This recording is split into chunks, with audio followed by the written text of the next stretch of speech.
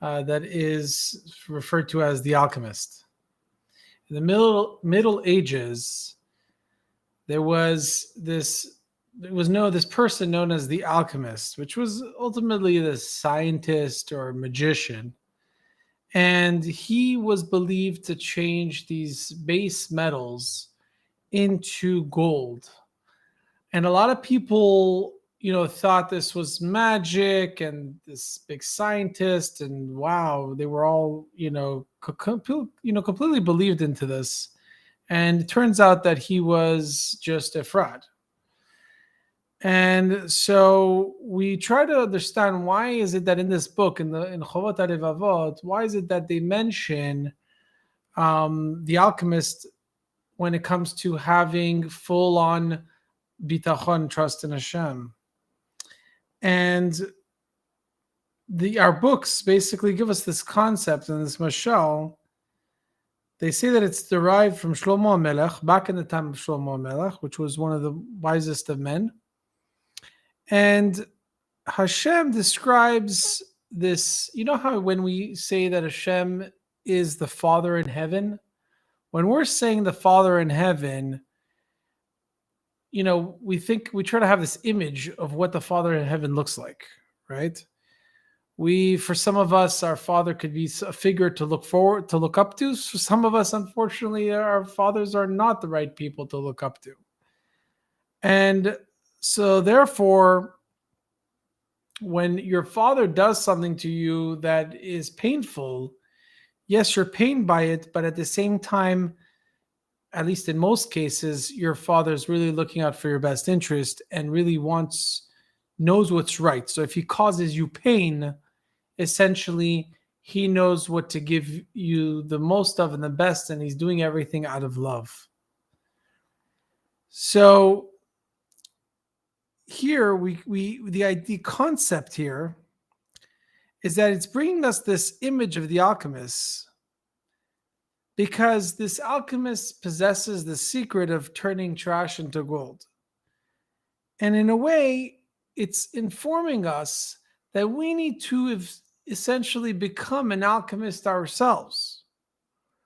We have to be the alchemist to ourselves. And what does this mean?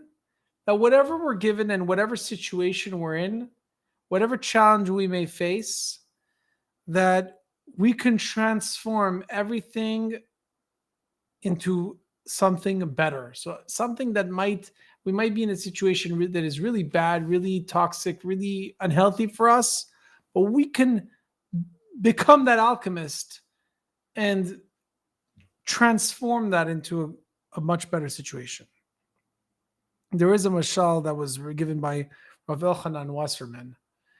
And it's pretty interesting because it talks about this child that visits his uncle who owns a wheat farm, and he's tearing up out of the ground, the wheat. And then he's, he says, "Why are you doing this?" And he starts smothering the seeds and drowning them in water. And the son is wondering what is going on. And then as the wheat begins to grow, he then cuts it. And, "Oh my gosh, you're destroying it. What are you doing?" And then it grows taller. Then he starts grinding it. And then eventually he says, "Why are you grinding? Why are you grinding those grains? What are you doing?" And then eventually there comes out a lump of dough. And he says, "Okay, is this it?" Like, no. Now he puts it in the oven to burn it.